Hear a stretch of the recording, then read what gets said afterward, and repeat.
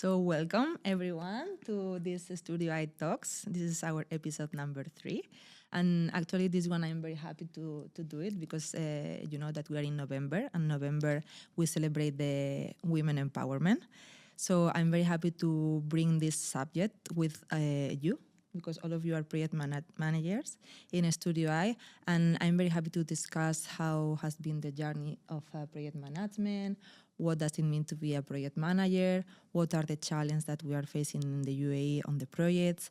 So I think let's start with the introductions. Hi, I'm Vanessa, and it's great to be part of this wonderful podcast, and certainly with strong women that we have at the company. I've been at STUDIOI for 4 years now, and I'm from South Africa. Welcome. Thank you very much. Hi, I'm Sindya, and I am actually an architect, but then eventually moved to project management. And I think I've found my space now being a project manager. And I've been with STUDIOI over different roles through the last 8 years.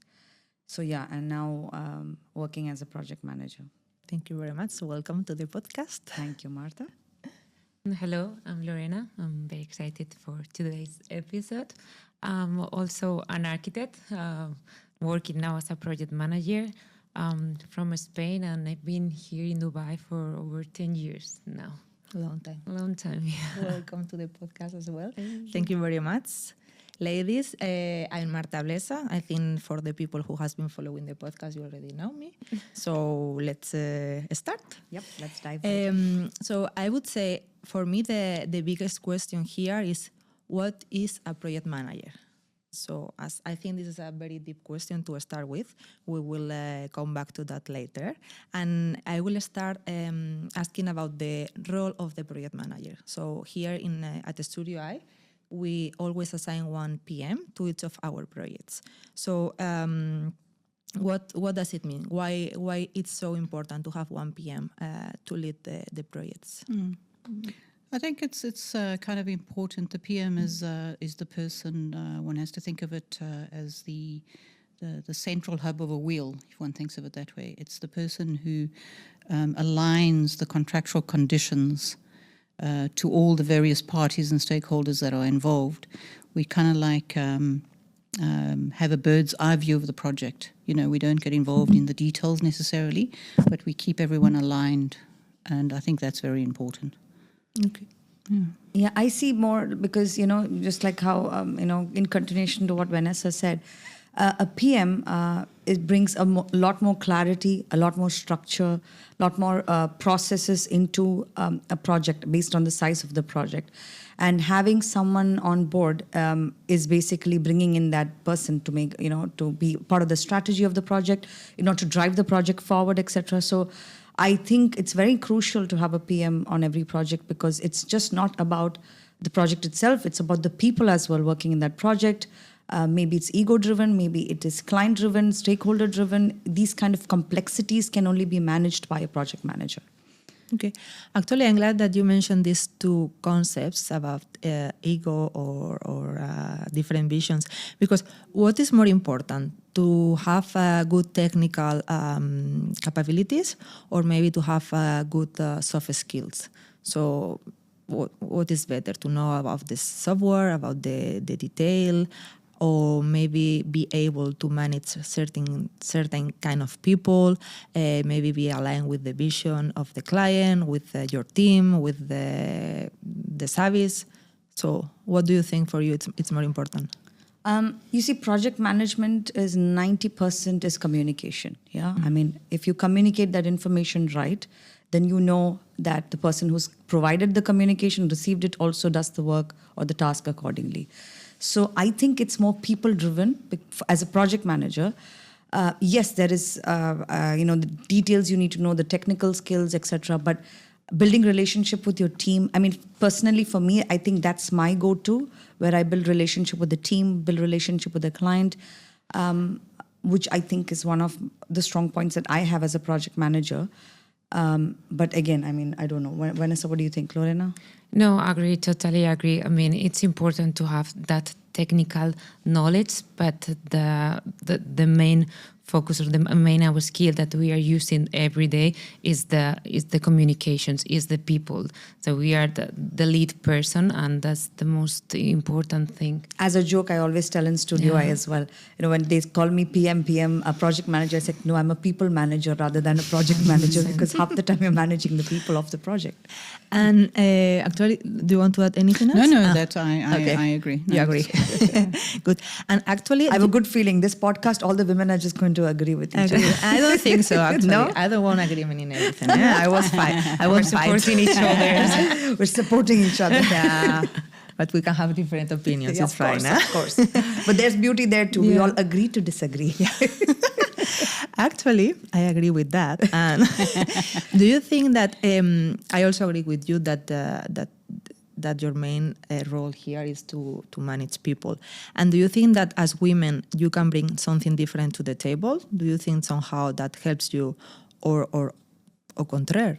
Maybe it puts you in a difficult position with managing the client, the people, the project itself? I mean, to me, I feel as a woman, it is actually very crucial. To be very honest, I would say that women are better project managers than men. I mean, I'm sure people are going to disagree with that. Careful. But yeah, but only simply because we are not only physically, mentally attuned to things, but we are also emotionally attuned to the rationales of people. We understand how people feel, or we are a little more sensitized to the environment, is what I feel. Is what, as a woman, we bring into the project, as in whether it's people's temperament, or if it is the morale of the team, or it is the state of mind of the client. We somehow I feel we sense it a little better because of our emotional sensitivities, which is what I think we bring in as a woman project manager. Mm-hmm.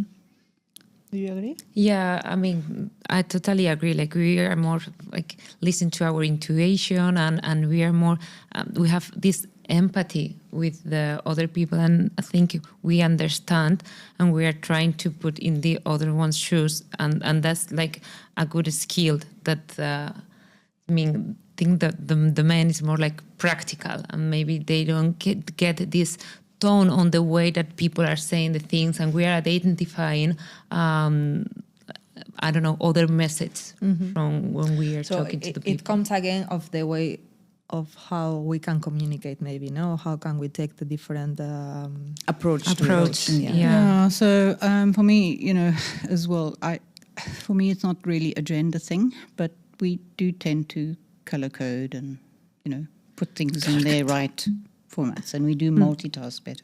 So there is a natural tendency there. However, I think it's more about leadership styles in project management necessarily than those skills, because those skills can be learnt as you go along. And I certainly have worked with males who also have those tendencies, So I think the leadership style becomes more effective for the particular project and the people skills that are there. I think that's very important as well. Okay. Agree. Yeah. And have you ever faced any challenge, or do you believe that have you ever faced a challenge for being a woman rather than a man as a project manager? It's a difficult, challenging question because on the different projects you would have different higher management, but they could be either or. And sometimes some females are even more challenging than males. Yeah. Talking female to female, because you feel like you're on the same level, and you can challenge a little bit further. So I personally haven't really had that experience, but I'm not sure about others, how they feel about that. I think it's more to do with our mentality as well, like where I come from as an Indian woman. I did have that feeling that I would shrink myself in a space initially, whether it was another nationality or whether it is a male or a female. It didn't matter, As nature or the way that you've brought up, I would automatically just shrink myself or think that this is not a valuable opinion, or I shouldn't speak up, or I think it's a lot to do with our internal conditioning. But over a period of time, you actually realize that you just need to fight for your space or what you believe in. of course, there will be discrimination, or there might be challenges being a woman. There are challenges being another nationality, or it could be your language. I don't think, we have been fortunate enough being in Dubai that I haven't had to face that kind of discrimination. Of course, at site level, it is different. When I used to work at site, there the 90% are male dominated, and it's quite difficult to thrive in that kind of an environment. But in a meeting room, yes, it is more to do with people's, mindset or mind frame about yourself and about the others. Absolutely. Yeah, that 100%. decides that. I don't think it is. These days, it is not that female because of your being a woman that you have to. I'm glad to hear that. Actually, finally. So, but then again, that I'm just curious, Vanessa. Do you think back in the day you felt that? No, so back in the day. Yeah, I meant you were there in the side. Anyway, so 100 years ago. And again, exactly. So again, I think it comes down to the personality. So look, when I started out in the built environment world, I started in civil engineering, then in structural engineering. And even at that time, there were females, even when I was studying, there were females studying that, but we were the lesser amount. Right. But as a personality, I don't allow myself to be talked down, Correct. right? Yes. And this becomes very important. But I think because I started with structural engineering, and it was very male-dominated in that time, and it was very site-driven. Eventually, when I changed to architecture and then to project management, by that time, the role was becoming more inclusive with women and so on and so on. So I still think it comes down to the personality and yourself and your own confidence, Correct. Okay. Yeah. And when I was preparing a little bit the podcast, I know that many people, when they think about a project manager, they say, okay, they take care of the cost and the time. Is this true? Because so far you haven't mentioned any of this. What can you tell me? Of course, these are two important things that we need to take in care, but it's two items from a very long list that you need to take in consideration. Maybe I will say that time and cost are the two items that we are the only ones taking care in the project, because the other disciplines or the other, stakeholders might be focused in design or engineering things, and we are maybe the responsible or feel responsible for that. But again, it's just like two items that. It's like that's really the tip of the iceberg. There's leadership skills, there's communication skills that you were speaking about earlier. There's keeping people motivated. We've got to think of ourselves as a director of a film crew. The director's not going in just talking about money and cost and all this kind of thing. He's making sure, and we are making sure, that the end result is there. I think it's those are the two. It's like a North Star. It's a direction. Time, cost is the direction that we have to anyway follow. It's a given. There is no change in that at all. As a project manager, irrespective, that's something that you have to consider from day one. But these days, the nuances to the project is much more, especially in Dubai, the kind of ambition that we have, the kind of visions that we have. It is not only cost and time driven anymore, right? Because your emotions are running high. There is high things at stake. There are things at stake more than just time and cost. So yes, those are the main items of being a project manager. But like she said, there is other complexity, other layers that needs to be considered, which seems to be taking precedence now. Absolutely. And the contracts from all the various clients, they're all different. So Very different. You need this business acumen, and you need to read the nuances, and you actually need to see what's not seen in the contracts, and this is what you need to convey to the teams. This becomes very, very important because there's so much confusion around. Exactly. Like the project, some of the projects are large, but they would probably have like a 5-page contract. Meanwhile, there is another project which is probably smaller, but has like a 1,000-page contract, right? Actually, I wanted to ask you, because you mentioned that each project is different, of course, but we usually tend to work repetitively with the same client. So even though it's the same client, each project is different, is managed in a different way? So yes, because some of the clients would have different reviewers. So they'll have different teams. So you might be having the same client, the big name, but they will have separate teams working on the separate projects, like we have as well. So those people will manage in their own styles. So again, that could make a difference. Yeah, because you see, each client, what they bring to the table is a different process. It's a different thought. It's a different vision. And we are the same people. As a company, what we offer to our clients is the same service. But what needs to align with them is with their temperament, right? They have a certain process. We need to now abide by that process. That's what the client thinks is quite crucial. Meanwhile, there is another client who says, no, I don't care about the process. Let's cut it short. But I need results, The other one would say that, no, I want to be extremely engaged in every design decision and every design detail. So you need to involve me in every aspect of the project. So we as project managers have different challenges with each project because you don't know what they want, right? Their expectation is where we need to align with. And what their expertise is. Somebody who's leading that project from their end is more driven by cost and time, then it becomes a very cost and time project. Someone else is more design driven, so we have to then focus on the design of the project. Someone is more technical, so I think it varies with each client because of their expectations. I agree with that, and I don't know if you would agree with me, but I think all these things can be different, but for sure I think in the UAE and Saudi as well, most of the projects have two things in common. They are extremely fast, and the vision that they have is always something different, iconic.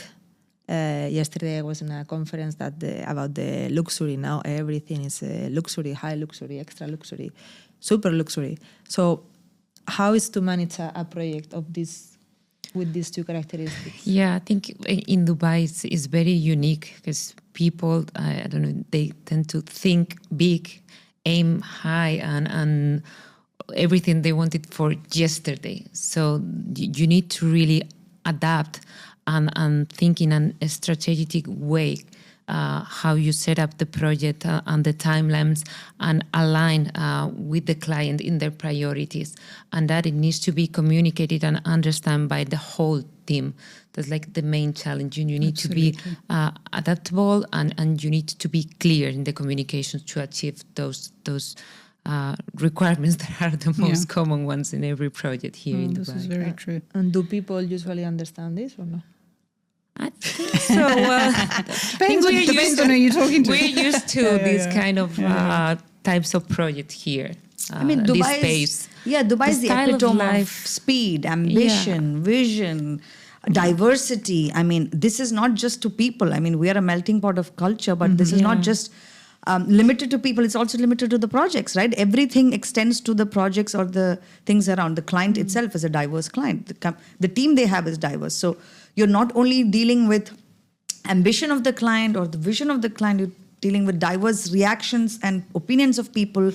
So this is, I think, one of the challenges of being a project manager in Dubai or in the Middle East primarily, because a country that speaks of this kind of speed and ambition, we need to align with it too, right? And that's the speed, or that is the rat race that we're all in, constantly trying to meet deadlines. Okay, the next project, okay, bigger, the better, the faster, the more luxurious, more different. I mean, each concept is different from, I want something else, not this. I don't want lakes now. I want skate parks. I want this. I want that. So it is, it's like, So yes, all of that, we have to remain agile. We need to zoom out, check what the priorities are, which is I think what everyone's been saying. Check what the priorities are.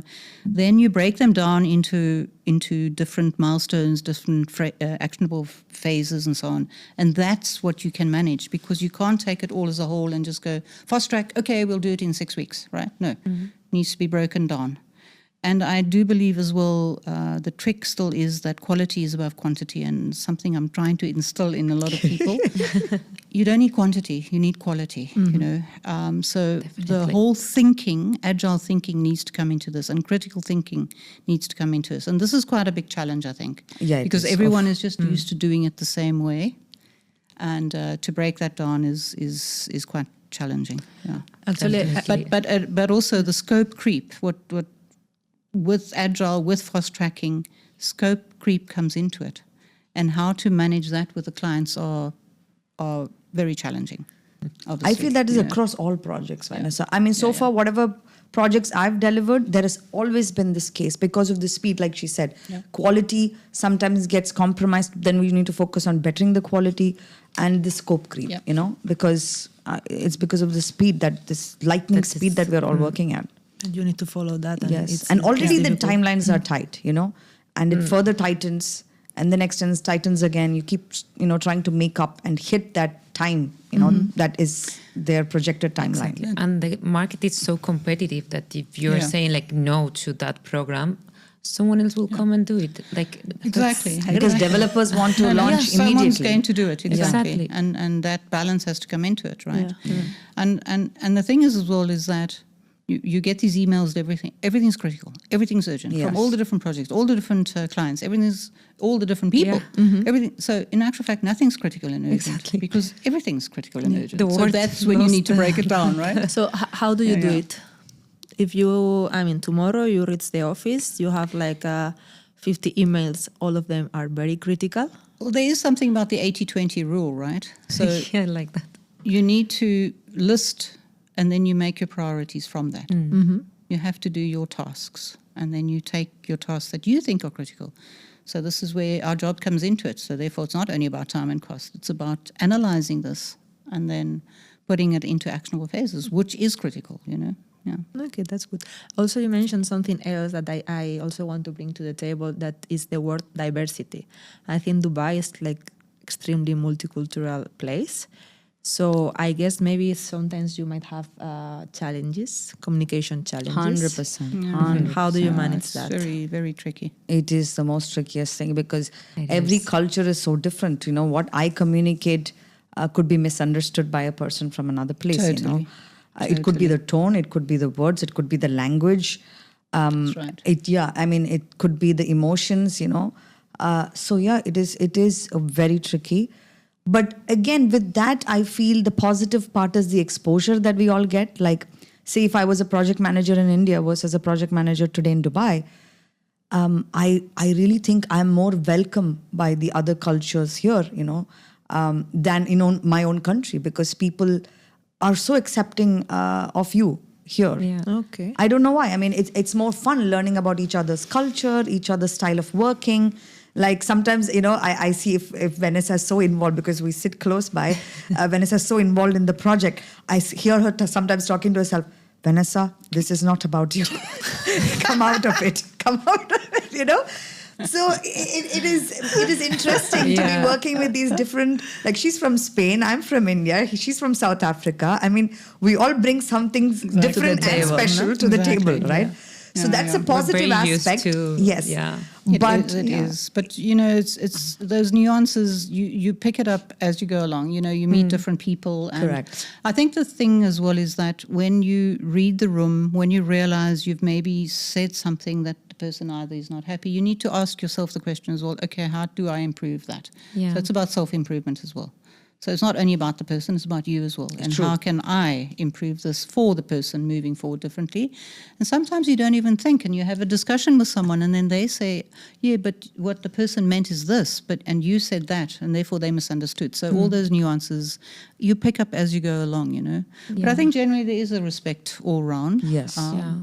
And I think the problems are lesser than more nowadays. Yeah. Because I think here we don't take each other for granted. We are a little more sensitive to what the other person thinks, as opposed to, say, being, in your own country where we all take each other for granted because we're from the same place, same community, same style, same language. But here you are a little more, sensitive to what the other person thinks. Okay, I apologize. That's not what I meant. We're a little more Considerate, yes. But you have to stand up and own that, right? Yes. Exactly. And do you change the way of acting depending on the person that you are talking, or you are who you are, don't matter the person that you have in front of the table, or you try to adapt yourself depending on who are you talking with? Well, I think it depends. Of course, when you're in front of a client, or you need to show the confidence that you are leading that project, or the confidence that to gain the trust of the client. And when you're talking to your team, you can maybe be more flexible, depending, because also you sometimes need to show that leadership. But you can show them to your team that they have a space where everyone feels comfortable to speaking out, So it's kind of a balance. Like, also depends on the project. There is in a critical path, then you need to push. Then, of course, you will change your style of communications. But I think the three of us, we have different styles of project management. So one of the things that Vanessa keeps saying me is like, you have your own style. You need to be, true to yourself. Although you can improve, and your weakness, I will say, that you can learn, but you need to maintain your own style. So you can be a better version of yourself. I can be a better version of myself, but it doesn't mean that because for me it's not that I'm not, maybe when I'm speaking, like, louder or but it doesn't mean that I'm not as strong PM or that my message is not reaching to the correct I think people. you need to remain authentic to who you are, because if you're not, that is going to be transferred to the other person, that you're not faking it, So I think it's important to remain, but you have to adapt to the competitive environment that you're in, but remain authentic to who you are. Okay. I think for me, it's been a little bit of a different kind of a journey. It started with me not knowing what is my style, to be able to run a project with a lot of trial and error, and then finally finding my foot and knowing what my style is or what works for me as a person. Is then you basically then align yourself. So today, if you ask me, yes, I am true to myself. I am who I am. This is what I bring to the table. And if it means that I need to be this way with the client, that's what I am. And in studio, I must say that our management is very supportive of all of our characters, the way we are, how we handle a project, and they always have our back. So I think with that kind of different characters, projects also is led differently. So today, I am more authentic to myself, but probably back in the day, I was kind of nervous of being my true self. It has taken time to get here. To develop. For personal growth. Yeah, for personal growth. Like she said about Professionally. self-improvement, right? Yeah, It's not absolutely. just, it's a constant process. Your style keeps evolving. And yes, exactly. And Yeah, keep I was learning. quite aggressive, but now I hear people telling me that, no, actually you've, sort of toned down. And probably it is with time. But it's not an intentional change, but it just comes with a period of time, Yeah, but I guess not only at the job, no? It's also in your personal life. Exactly. It goes Yeah. all Your together. personal life also affects it, yes. No, true, exactly. of course. Exactly. We're not superhuman, I think there's a misunderstanding. We are superwoman. not superhuman. We're superwoman. We're not superhuman, right? Yeah, that's true. I love that. We can't magically make everything okay. Happen. We are human at the end of the day. And during those stressful times, it always is so beneficial to talk to each other, right? We all like, I would just, probably I would sense she's not feeling well or about things, or Vanessa senses I'm not doing good. Are you okay? Is everything fine?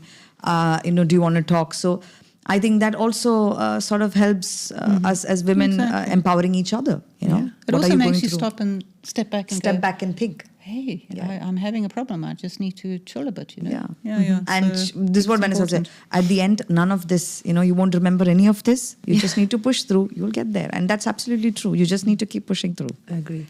I totally agree with that. And actually, I think it's important to support each other. Yes. But sometimes it's difficult because I read some statistics and they said that women in construction market, it's only 10%. So that means that if you go to a meeting with 10 different stakeholders, it's only one of you. This is something that is happening right now. Can you feel that? Yes. At least the projects that I've handled, yes. The women are in minority. They are in minority, but I don't know except if for it makes it- IDs, ID-related Yeah, projects. and landscaping as Yeah, well. Kind of more landscaping. design. Yeah. So it depends. I think it depends on the industry that we're talking about. okay. You know, when you read articles, it's a bit of a general statement. In our environment, I think over the years it certainly has improved Yes, dramatically. Totally agree. In other industries, maybe not so much. My latest that I read recently was that it's about 30% female at the moment in the built environment overall. Okay, there's still huge improvement that has to happen, obviously. In particular, in the C-suite level. Okay. Yeah. Right. Yeah. That's where that 10% maybe comes. Yeah, I think so. important. Yeah. Yeah. So one has to sort of like think of the correct context when making. Yeah, if you're actually going to look through which is a C-suite level Then women that's there, very that is different. definitely in Yes. minority. But Yeah, the minority. workforce, yes, 100% has Exactly. increased. So according to the project management's records, this is where there has to be great improvement over the next couple of years. Yep. That the C-suite level needs to come up. You know, yeah. Okay. So- That's good. And What's good about all of this is that it's been spoken about in the industry, Yes. Yeah. and that's important. yeah, There's actually, that awareness, which is Yeah. actually lately in the last years, Dubai has having different initiatives. For example, there is one called the Women Leadership Exchange Program or C-Leads Program. So I think this is helping to the Absolutely. community, to the country, Absolutely. to put the women forward and give more chances, right? To Yeah, and it's to be very there. inspiring. I mean, over the years, I get to know a few Emirati women that they are like in high positions, and you can see how much they are also working to find their place and Yes. to open the way for the new generations coming. And it's very inspiring, to be Yeah. honest. It Yeah, even really our is. office now. I mean, the In our number of office. Emirati women have also Yeah, increased. exactly. Number of women itself. I mean, Yeah. I think we are not in minority within our company itself. Exactly. Yeah. Exactly. And it's across the whole industry. It's not Yes. dedicated Not to one exactly. like architecture or ID or landscape. You know, there's electrical, mechanical, Engineers, structural, yeah. engineers. So yeah, it's good. We are everywhere. And we 3 PMs, right? I have to say that this is this has been arranged now. It was by coincidence, for sure. I want to touch another subject that I think, of course, we have been talking about this during all the series so far. That is technology. So how does technology has changed the way of working? AI, different tools. It's a very important question these days because I mean everybody's talking about job redundancy. My 10-year-old child came and told me that, you know what, I need to look for a job that the AI cannot replace. You know, even children are talking about, oh, which field should I pick? You know, later in life, so that AI won't replace me. But yes, it is the ongoing discussion. But in a PM related replacement, I think that's not easy. gonna Yes, happen. you can automate tools. You can make things faster. You can probably get technology to do a lot of other things, like your minutes of meetings, or record your details, or make tables of cost and timelines, projections. But no, I mean, what it cannot replace is leadership. It cannot replace clarity. It cannot replace conflict resolution. It cannot handle people. It cannot handle the temperament of people. So no, it can make our life easier. So yes, AI will not, according to me, AI is not going to replace a project manager, but it will replace a project manager who refuses to evolve with AI. As in, yes, you should use it to your benefit. So yes, you need to evolve with it. But if you refuse to do that, then yes, it can be. I think it's a very overspoken subject at the moment, yes, because it's out there. But AI is artificial intelligence, and AI is only as good as the data that is inputted, Correct. right? And that's why the human aspect will still be there. And absolutely right. You'll still need someone to manage things, but it can make our lives easier. However, you need to invest in it. So it's not just a matter of chatting to ChatGPT or whatever it is. Correct. This is what we're all doing at the moment. So everyone's learning, feeling, what is it all about? There's negatives, positives that are coming through. But at the end of the day, the big corporates, they're investing in the programs, the software, teaching, upskilling, bringing specialists on board, that's where it becomes helpful in our industry. It's going to come. But I don't know how long it will take, but it will be there. But you have to invest in it. And that comes from the top. So, you need all that investment there. But it will replace, I think, a few low-skilled, maybe, if I can call it that. Low-skilled, I think, will suffer eventually. And I think that's why, is it the Gen Zs? Who's the latest people? Gen Zs? I'm lost. I don't even know even what's from the I've only reached till Alpha. My son is Alpha. even from COVID times, the whole way of thinking has changed, and that's also going to come to that. I heard Elon Musk said recently that jobs are going to become redundant, which could be, because it's going to become something else, which will be probably AI driven. Yeah. Actually, it's interesting because you say that artificial intelligence, the inputs it's getting from the human, but the moment that the human only use artificial intelligence, we are putting their own inputs to the artificial intelligence. No, but so it doesn't have an emotion. Exactly, that's what you were talking. It doesn't have that emotion. So you will still need that emotion. I don't. Yeah, I mean, it should never have that emotion because emotion comes from the heart. And I don't think we will reach that level of humanity in that tool. At least as long as we are alive, we just guys, all of you kids, handle the robots, deal with your life. Do not ask us for it. As long as we are here, we don't want to deal with this. Vanessa has a good point that we need to accept that the AI is going to be part of our lives, and we need to improve. Learn about it. And maybe even the companies, they need to get on board with all of these tools. But as also Sindya said, project management is about people, and we started the conversation with that. It's about managing people. Exactly. So, however sensitive the artificial intelligence gets, I don't think that the intelligence can read the room. Mm-hmm. But if we talk, we spoke about fast track projects and how challenging it is. If there are tools that can help us to get rid of these things like minutes of meetings, exactly. All these things which are These redundant, they tasks. actually become redundant. Exactly. If you can have it, why not?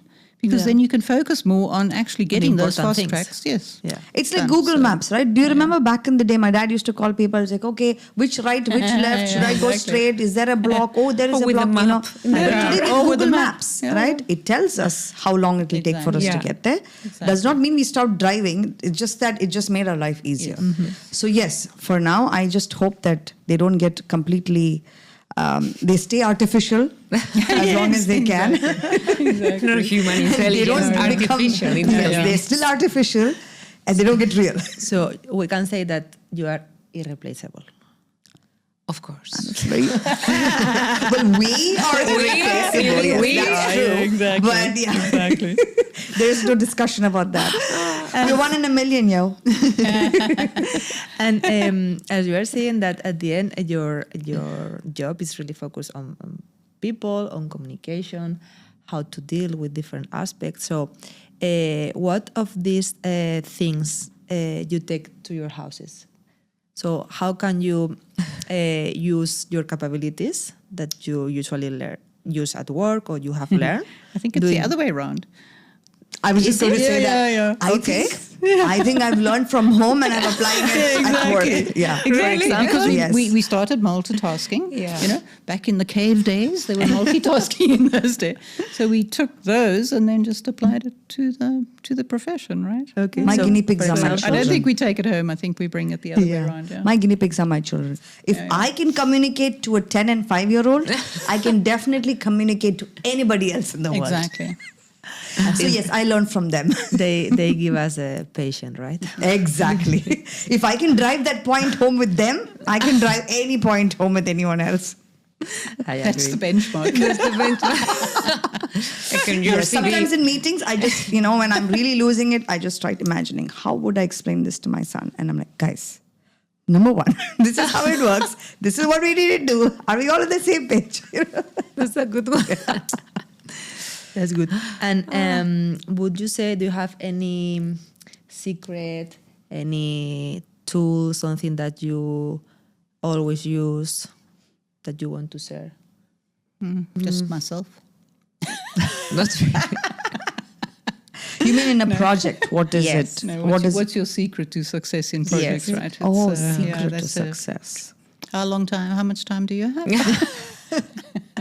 Yes, a source. But then that simply means define success. Is it that have we made money on that project, or Yeah, or no, is the no, client this is true. happy? Is that the Yes, success yes, you're referring to, Or just or is it that we gave a good design? I mean, success is different, right? I mean, Okay, I can see that you don't want to reveal your just, tricks. just maintain the calm under the fire. That's it. Like, That's right. no, that's- each project it's has a different different. secret. That's it, Marta. I mean, they don't have a same recipe The for formula. success.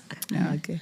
No, no. But if we can say that, what it would be your the lesson, I would say, if you only can say like, okay, this is the lesson that I would like to transmit to someone that is starting in this career. What it would be? I think to be clear, it's all in communication. We've been talking about this a lot, and it still is about communication. And you have to be clear about everything. Clarity is it all, because this is where the miscommunication and this is where things go wrong. Scope creep, all those things go wrong with miscommunication. So for me, it has to be clarity. You need to be clear what you are trying to convey and what you are hearing as well. And if you don't understand, you need to ask and ask and ask. I mean, for me, I think I would base my advice as per my journey that I've had as a project manager. And it is simply to not shrink yourself at any point because you're a woman, because you're from this ethnicity, because you're this person. And there's no need at any point in time, whether in your personal life or in your professional life, to shrink yourself.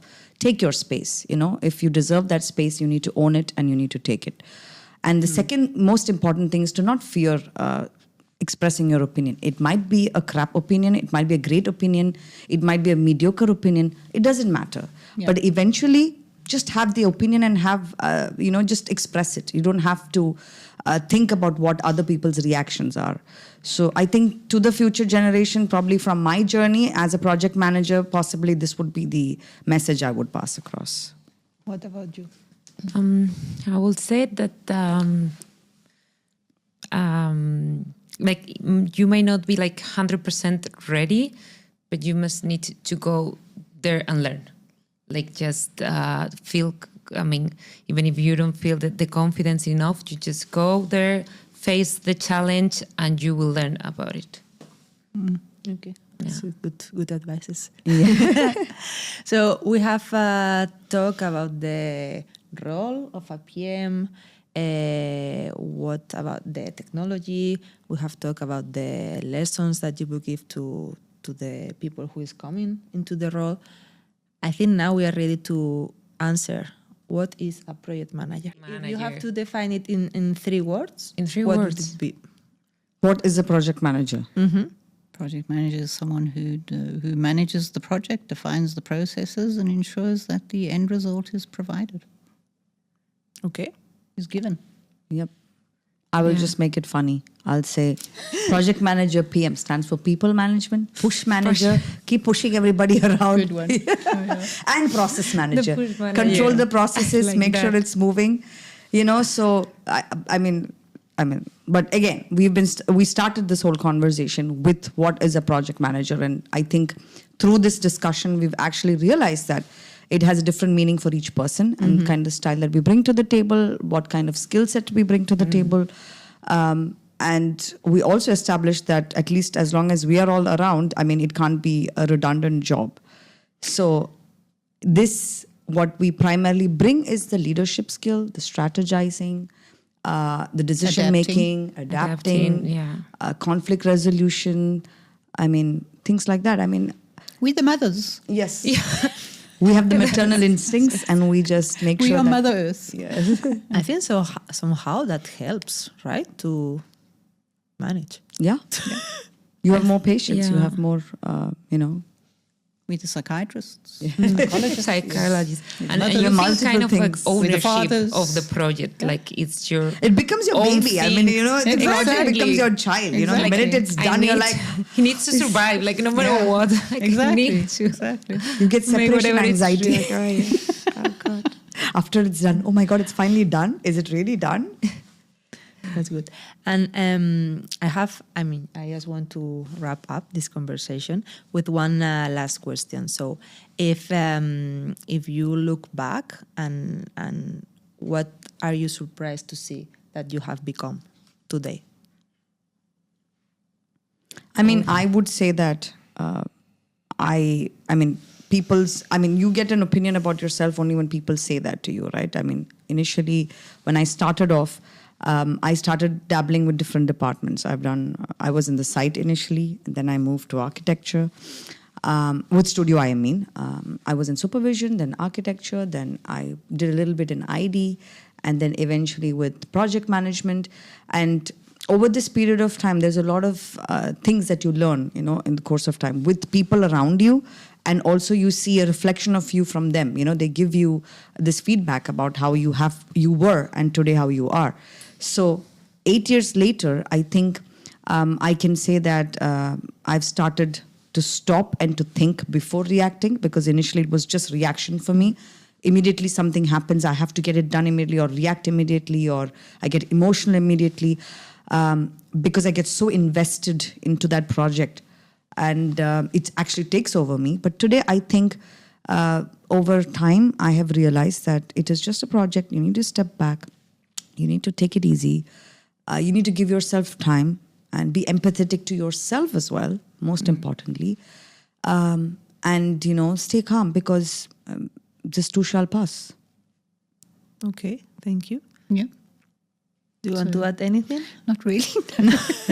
No, I think It's a tricky one. I think for me, if I think of myself sort of growing up through it, the confidence that I've found over the time is probably the most important thing that happened to me, personally. I didn't realize that I could have that confidence to be a part of this major, Actually, you're right. That's happening, I think confidence also is a big game changer. Yes, you're right. Yeah. You never realized that you could actually be that confident. Yeah. And I think we're starting to take it for granted, actually. It's something normal when actually it's not. Yeah. We were talking earlier, about what the iconic projects, and I think we're just taking them for granted. Where you have people outside going, "Can't believe you're working on this," and you're like, "Oh, that." when it's already fast, it's like, We have to be a bit careful, because sometimes you get slapped back down to earth. But we need to be this is proud something about being brave enough to step out of our comfort zone and face challenge, accept challenge. That's Even right. the first challenge to just came to Dubai, and then enter in this region and in this industry, as we say, that is it's very demanding. So I think that makes us a really strong project managers, that we keep learning and growing. So we need to be proud of that. And exactly. And one thing I think, I don't know if you guys feel, is that I used to take things very personally. I've learned not to take things personally anymore, because it's not actually about me. I can't control that narrative all the time, So these are the two. This is exactly what just happened to me. I get so invested emotionally, and it actually drains me emotionally, and the stress that comes with it, because you're chasing some kind of a perfection or ideal timelines and everything to go the way you expect it to go, because you've put a plan in place, and it doesn't work as per the plan. And that reality, when it sinks in, you're like, oh this is not going as per plan.